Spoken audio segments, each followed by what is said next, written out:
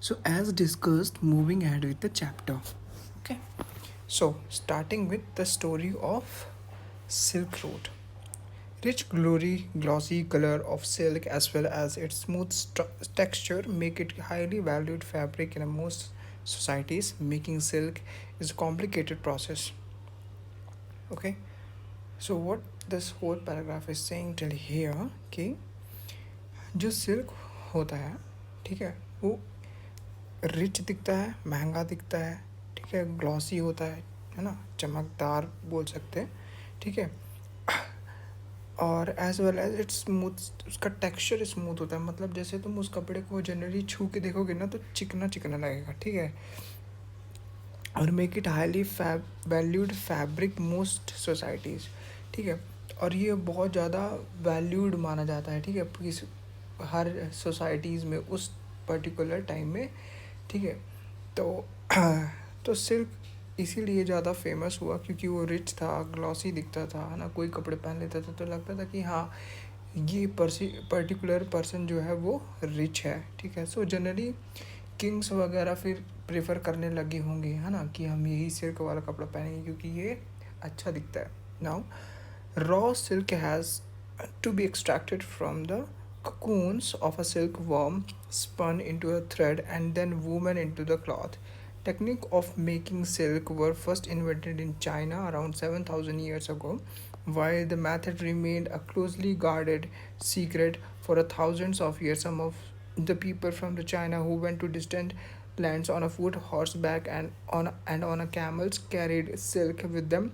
The path followed came to be known as the Silk Road. Now अब इसको बता रहे हैं यहाँ पे कि ना, यहाँ पे बता रहे हैं कि सिल्क एक्चुअली में बनता कैसे था। तो raw silk has to be extracted from the cocoons of a silk worm. तो ये मैंने एक प्रोसेस यहाँ पे बनाया है, ठीक है। यहाँ पे क्या है कि देखो, ये सिल्क वॉर्म है, मॉम है, ये एग है, ये सिल्क वॉर्म है, ठीक है, ये कोकून है, ये प्यूपा है। तो यहाँ से चालू होता है, ठीक है, पर्टिकुलर प्रोसेस।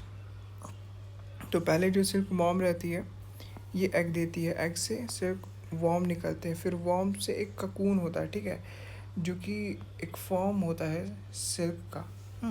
फिर ककून को में एक प्रोसेस होता है, जैसे उसको बॉइल्ड करते हैं, ठीक है, बॉइल्ड की जो प्रोसेस होता है उसको यॉन बोलते हैं। फिर इसको स्पिनिंग, मतलब क्या है कि जब ये बॉइल्ड हो जाता है ना तो उससे जैसे रुई होता है ना वैसे कुछ चीज़ निकलता है। फिर उस चीज़ को हम लोग थ्रेड में कन्वर्ट करते हैं with the help of spinning, and उसके बाद फिर हम वेविंग, मतलब उस थ्रेड के हेल्प से कपड़ा बनाते हैं। तो this was the process particular, है ना, through which they were making a clothes from the silk.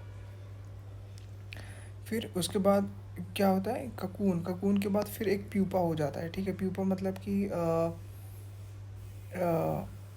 कैसे बताऊँ यार, ठीक है, बट ऐसे ही मान लो कि प्यूपा एक चीज़ है जिससे फिर से सिल्क वॉर्म मॉम का जन्म हो जाता है, ठीक है। और उसके बाद फिर ये पर्टिकुलर प्रोसेस चलती रहती है। So this is the particular technique to produce a silk and manufacture the cloth. Now moving ahead, तो ये तो पूरा टेक्निक हो गया। हाँ, आप ये बोलते हैं कि ये जो पर्टिकुलर टेक्निक है तो आज से 7,000 साल पहले आई थी। कहाँ आई थी? चाइना में इन्वेंट हुई थी, ठीक। फिर while the method remain a closely guarded in secret thousands of year ago, फिर बोला गया कि ये पर्टिकुलरली जो मैथड है इसको बहुत ज़्यादा सीक्रेट रखा गया, है ना, किसी को ज़्यादा पता नहीं था कि ये कैसे बनता है। Some people from China who went to distant places on a foot, कुछ पर्टिकुलर ही लोग थे जो कि चाइना से मूव करते थे बहुत ज़्यादा दूर दूर जगहों पे, ठीक है। कैसे जाते थे? या तो कैमल से जाते थे या तो घुड़सवारी करके जाते थे, है ना, और फिर उसके बाद वो लोग सिल्क को अपने यहाँ लेके आते थे, मतलब चाइना में लेके आते थे। The path they followed came to be known as a silk road, और जो ये पर्टिकुलर जो पाथ है, ठीक है, जिससे वो आते जाते थे, ये पर्टिकुलर पाथ है जिसको क्या कहते थे? सिल्क रूट कहते थे, ठीक है। तो जहाँ से सिल्क आता जाता था ना उसी पर्टिकुलर जगह को या रास्ते को हम लोग सिल्क रूट कहने लगे। Sometimes Chinese rulers sent a gift of silk ruler in Iran and West Asia, and from there, knowledge of silk spread further west. About 2000 years ago, wearing silk became the fashion among us the ruler and rich people in Rome. So, क्या कहा जा रहा है कि यहाँ पे कि कुछ समय ऐसा भी देखा गया होगा है कि जो चाइनीज़ रूलर थे, ठीक है, चाइना के जो किंग थे, वो लोग गिफ्ट देते थे, है ना, गिफ्ट देते थे किसको, वेस्ट एशिया को, ठीक है, और ईरान को। हाँ, तो ऐसे जब वो लोग गिफ्ट देने लगे ना, तो ये सिल्क के बारे में लोगों को पता चलने लगा कि ये सिल्क बहुत अच्छा कपड़ा है, जैसे हम लोग अभी पहले डिस्कस किया था। तो अबाउट 2000 ईयर अगो, तो आज से अगर 2000 साल पहले देखा जाए, तो सिल्क पहनना, wearing silk become a fashion, तो सिल्क कपड़े पहनना ही एक फैशन बन गया रूल किंग के बीच में, ठीक है, रिच पीपल के बीच में, ठीक है। तो जो रिच थे, किंग थे, ठीक है, उनके बीच में बहुत ज़्यादा इन्फ्लुएंस हो गया, ठीक है, और इस प्रकार से सिल्क बहुत ज़्यादा फेमस हो गया। कहाँ हो गया, इन पर्टिकुलरली रोम में। फिर उसका ऐसा फेमस हुआ कि उसका फैशन ही बन गया। It was very expensive, it had to be bought all the way from the China along the dangerous roads through mountains and deserts. अब एक्चुअली में ये बहुत ज़्यादा एक्सपेंसिव था, क्योंकि ये लोगों को मतलब वेस्ट से चाइना जाना पड़ता था, ठीक है, इतना दूर। तो इतना दूर जाते रहेंगे तो पैसा खर्च होता ही रहेगा, ऊपर से उस समय तो कोई रोड थे नहीं, है ना, रोडवेज ऐसे कुछ, या परफेक्टली कुछ ऐसा नहीं था, तो उनको बहुत ज़्यादा दिक्कतें भी जाती थी इतना दूर ट्रेवल करने में। हाँ, फिर जब वो लोग उस रास्ते से जाते रहे होंगे ना, तो उनको कुछ पेमेंट्स भी करनी पड़ती रही होंगी, ठीक है, ताकि वो लोग वहाँ से पर्टिकुलर जगह से पास कर सके। क्योंकि मान लो अब ये पर्टिकुलर एक एरिया जहाँ पे एक राजा राज करता है, ठीक है, अब इसी एरिया से तुमको जाना है ना, तो इस पर्टिकुलर एरिया से अगर तुम जाओगे ना, तो तुमको कुछ टैक्स देना पड़ेगा राजा को, ठीक है।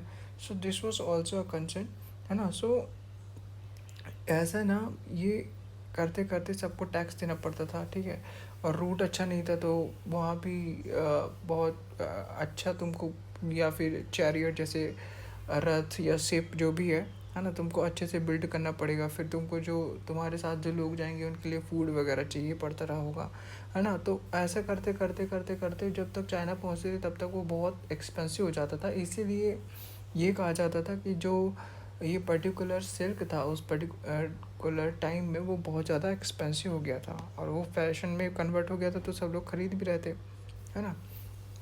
तो मुँह मांगी कीमत मिल रही होगी। Look at the map 6, which shows the Silk Road and its branches. Some kings tried to control the large portion of the route. हाँ, अब ये तुम देखना मैप 6 में, पेज 84 to 85 में, तो उसमें ये लिखा हुआ है कि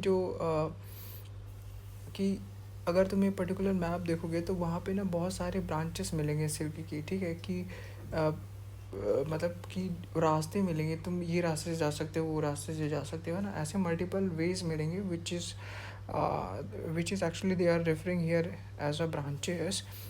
तो वो कह रहे हैं यहाँ पे कि सम किंग, कुछ राजा ऐसे थे जो कि इसी पर्टिकुलर पोर्शन को कंट्रोल करके रखते थे, ठीक।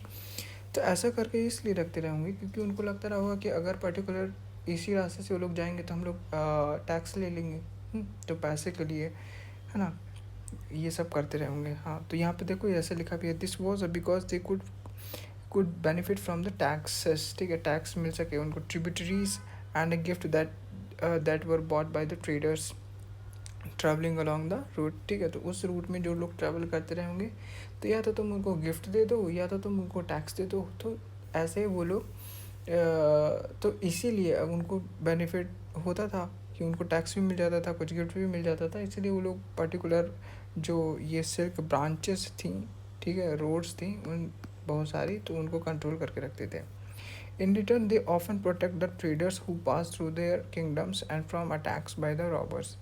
और रिटर्न में ये क्या करते थे, उन पर्टिकुलर जो ट्रेडर्स रहते थे या ट्रेवलर्स रहते थे, है ना, जो पर्टिकुलरली सिल्क को खरीदने जाते थे, है ना, तो उनको प्रोटेक्शन भी देते थे, ठीक है, कि अगर उनको कोई कुछ करेगा नहीं, हाँ, तो उनको प्रोटेक्ट करके रखते थे। किससे करके रखते थे, रॉबर्स से, ताकि चोरी चकारी या फिर जो भी वहाँ पे चोर वगैरह हैं उनसे उनकी रक्षा करते थे।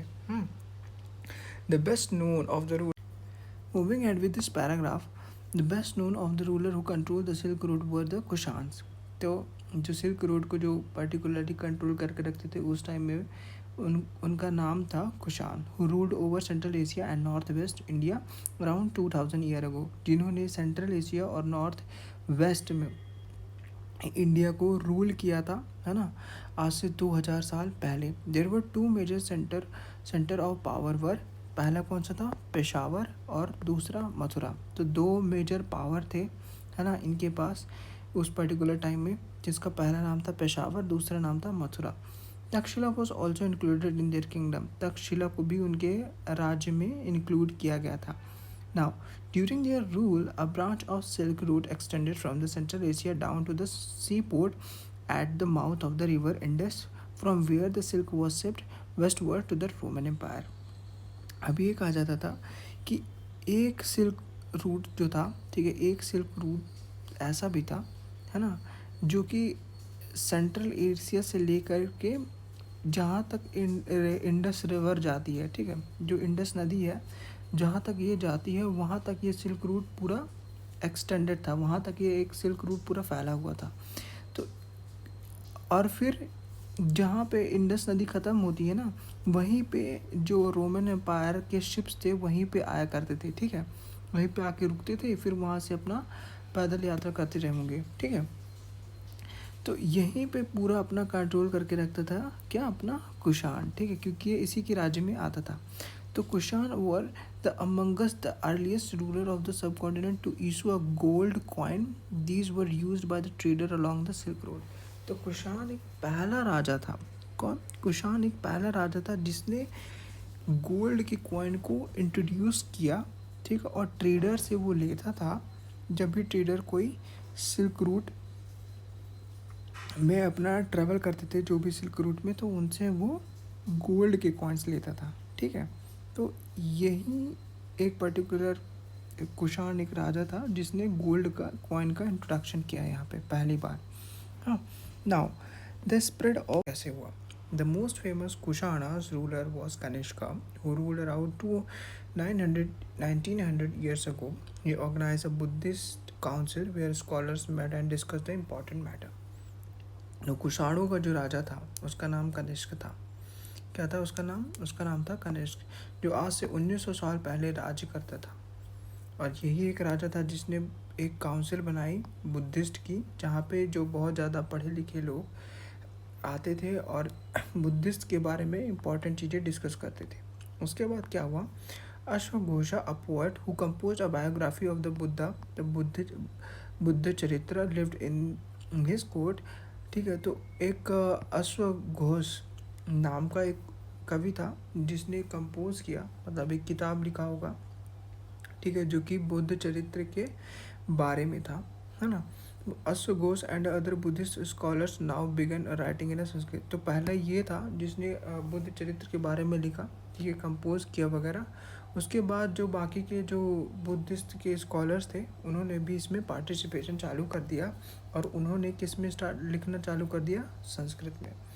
A new form of Buddhism known as Mahayana Buddhism now developed.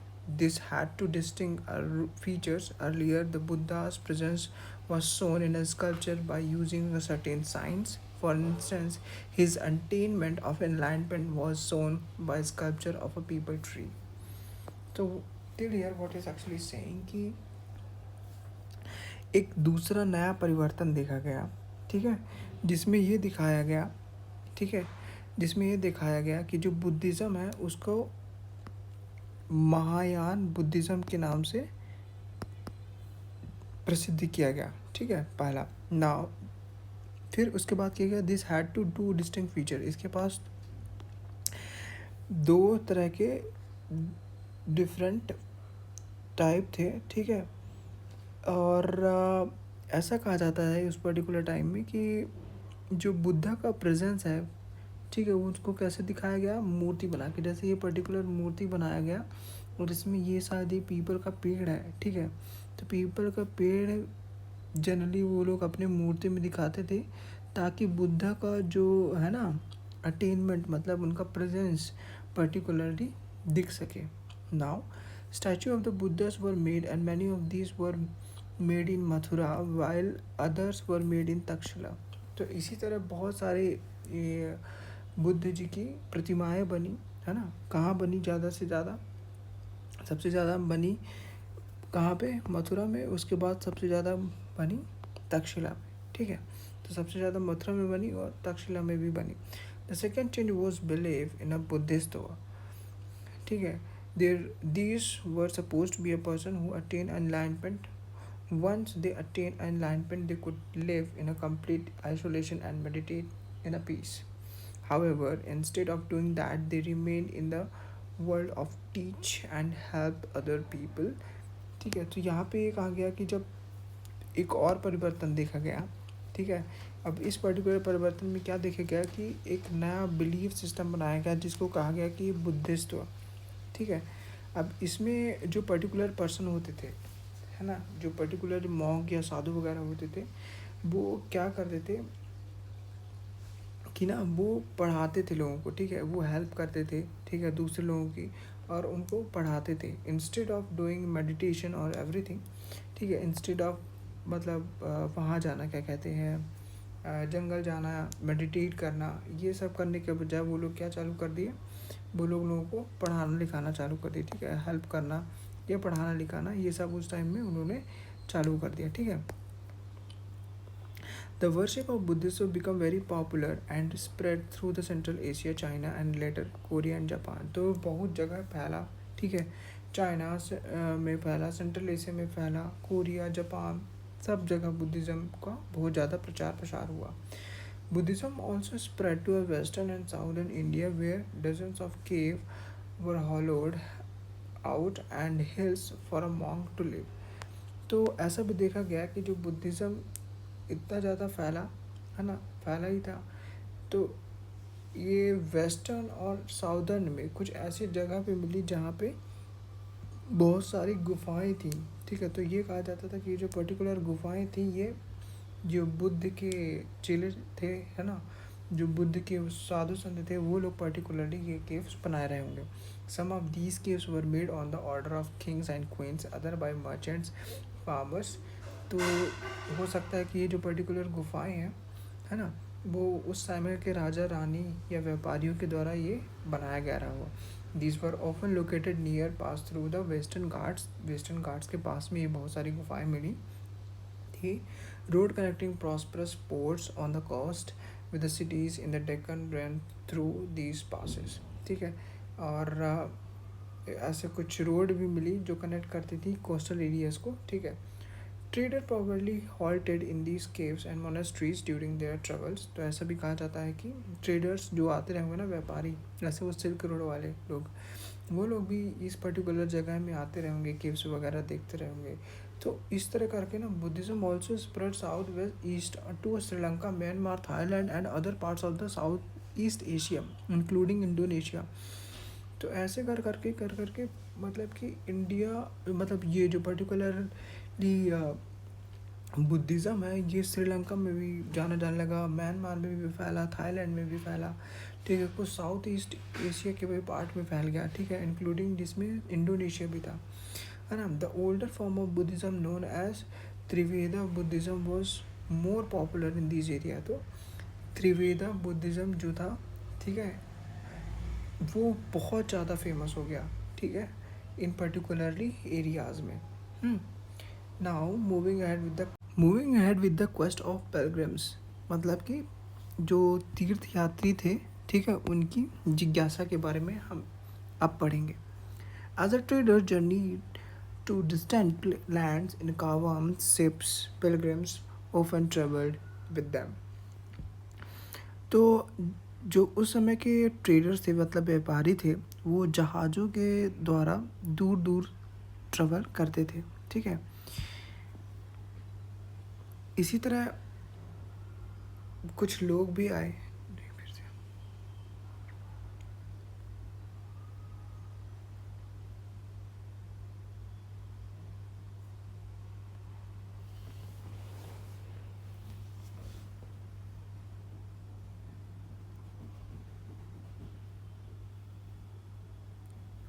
Moving had with the quest of pilgrims, मतलब कि तीर्थ यात्रा की जिज्ञासा, है ना। इसका मतलब ये होता है। तो पर्टिकुलरली हम इसी चीज़ के मतलब तीर्थ यात्रा की जिज्ञासा के बारे में हम अभी पढ़ने जा रहे हैं। As trader journey to distant land in caravans and ships, pilgrims often travel with them. तो क्या है कि जब भी व्यापारी कभी जहाज़ों के साथ दूर दूर जाया करते थे तो बहुत सारे तीर्थ यात्री भी उनके साथ जाया करते थे, ठीक है। पिलग्रिम्स जो थे उनके साथ दूर दूर जाया करते थे। पिलग्रिम्स का मतलब तो समझ गया, are a man and women who undertake a journey to holy places in order to offer worship, ठीक है, भगवान को पूजा पाठ करने के लिए या भगवान के दर्शन वर्शन करने के लिए जो लोग जाते थे उनको पिलग्रिम्स कहा जाता था। The best known of these are the Chinese Buddhist pilgrims Faxian, who came to the subcontinent about 600 years ago, Zhuan, Zhuan Zhang 1400 years ago, and Ai Kuang, who came about 50 years after Zhuan Zhang. तो कुछ ऐसे ही तीर्थ यात्री थे। Particularly यहाँ पे 3 तीर्थ यात्रियों के बारे में बताया गया है। पहला फाजियान, दूसरा सुआनजैंग और तीसरा आई खिंग, ठीक है। तो एक 1600 साल पहले आया था, एक 1400 साल पहले आया था, एक 50 साल बाद आया था किसके, जुआनजैंग के बाद, ठीक है। जुआनजैंग जब आके चला गया तो उसके 50 साल बाद फिर आई क्विंग आया, ठीक है। Each of this pilgrims left an account of his journey. They wrote of the dangers they encountered on their travels which often took year, of the countries and the monasteries that they visited and the books they carried back with them. तो जो ये तीर्थ यात्री थे इन्होंने अपने book में बहुत चीज़ों के बारे में मेंशन किया है। उनमें से एक है कि जो उनको डेंजर्स थे, ठीक है। जैसे कोई एक आदमी या फिर ये लोग जैसे ट्रैवल करते रहे होंगे ना यहाँ पे, तो इनको कुछ मुश्किलों का सामना करना पड़ता रहा होगा, ठीक है। जैसे टैक्स हो गया ना, राजाओं को टैक्स देना, फिर रॉबरी से बचना, फिर पहाड़ के थ्रू अगर जाते रहे होंगे तो फिर मतलब रास्ते में बहुत ज़्यादा हर्डल्स भी आते रहे होंगे। तो उन सब चीज़ों के बारे में भी बताया इन्होंने। और उन्होंने लगभग सालों भर पूरे इस कॉन्टिनेंट में विजिट किया है, ठीक है, मंदिर ढूंढने में और भी पता करने में कि आखिरकार बुद्धिज़्म क्या है, ठीक। Now, Xuanzang, who took the land route back to the China, ठीक है, through the northwest and Central Asia, carried back with them statues of Buddha made up of gold, silver, and sandalwood, and over 600 manuscripts loaded on the back of the 20 horses. तो अब क्या हुआ भाई कि ये जो Xuanzang था, ठीक है, ये उत्तर पश्चिम और मध्य एशिया, ठीक है, यहाँ से होकर वापस गया, ठीक है, चाइना। कैसे गया, सी रूट नहीं लिया, ये लैंड के थ्रू गया, ठीक है।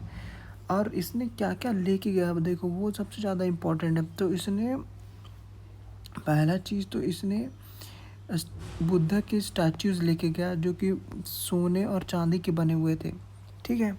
उसके बाद कुछ ये सैंडलवुड ये भी लेके गया। फिर उसके बाद 600 किताबें लेके गया, ठीक है। और ये सब किस में लेके गया, 20 घोड़ों में लाद के, ठीक है। लेकिन फिर क्या हुआ, जब ये जा रहा था तो बीच में इंडस नदी आई, है ना, जहाँ पे इसकी नाव पलट गई। तो इसके कुछ 50 मैन्युस्क्रिप्ट्स, ठीक है, लॉस हो गए, ठीक है। और भी बहुत कुछ गिर गया होगा, ठीक है। बट यहाँ पे सिर्फ 50 मैन्युस्क्रिप्ट्स के बारे में बताया है कि वो वहाँ पे लॉस हो गए थे जब इसकी नाव वहाँ पे पलट गई थी। और इसने जो बाकी का जीवन था वो किस में बताया, ट्रांसलेट करने में, जो कि संस्कृत में मैन्युस्क्रिप्ट लिखी थी बुद्ध के बारे में, उसको चाइनीज़ में कन्वर्ट करते करते। फिर यहाँ पे नालंदा यूनिवर्सिटी के बारे में लिखा है, तो इसके बारे में आप पढ़ लेना। I would be moving with the paragraph. The beginning of भक्ति, फिर भक्ति की शुरुआत कैसे हुई। द बिगिनिंग ऑफ भक्ति मतलब भक्ति की शुरुआत कैसे हुई। This was also a time when worship of certain deities which became a central feature of the later Hinduism gained an in importance, ठीक है।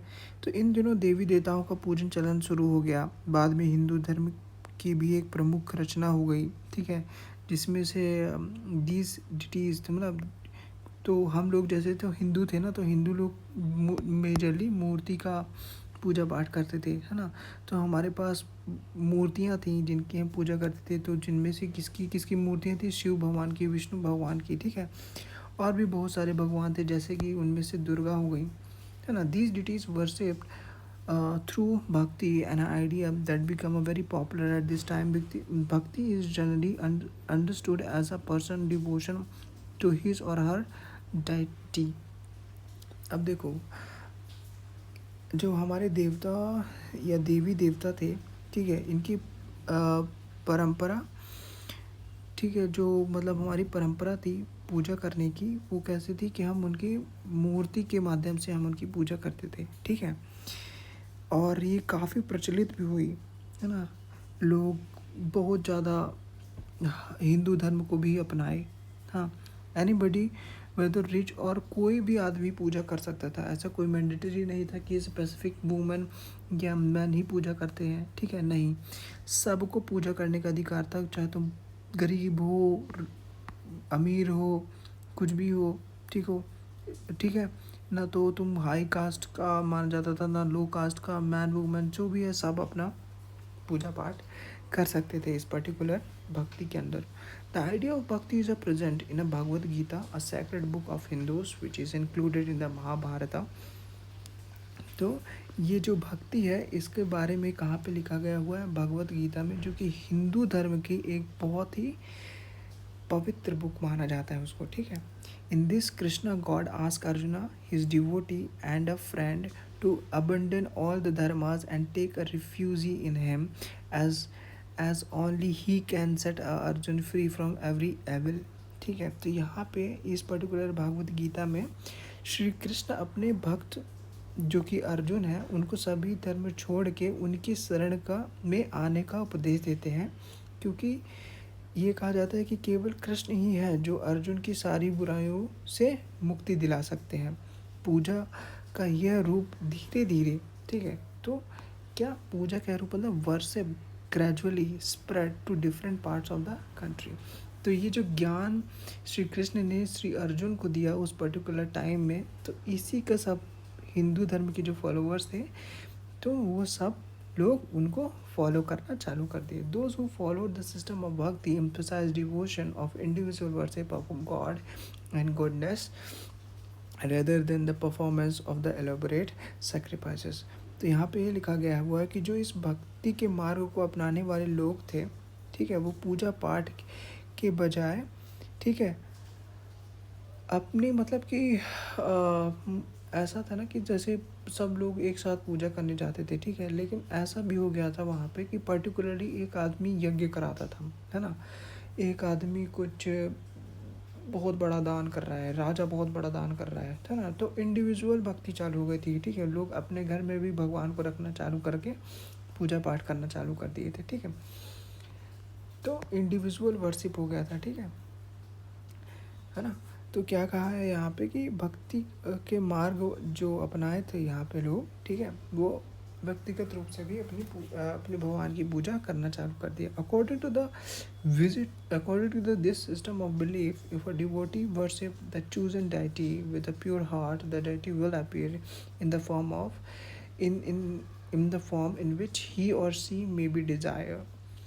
अब देखो, हमारे हिंदू धर्म में ये भी मेंशन किया गया है यहाँ पे पर्टिकुलरली, है ना, इस बुक में भक्ति के थ्रू कि जैसे कोई एक पर्टिकुलर इंडिविजुअल है, अगर वो मन से पूजा करेगा तो हो सकता है कि जो उसके परमात्मा है, ठीक है, जिसको वो मानता है, वो उसी फॉर्म में आ जाए जिस फॉर्म में वो उनको बुलाना चाहता है।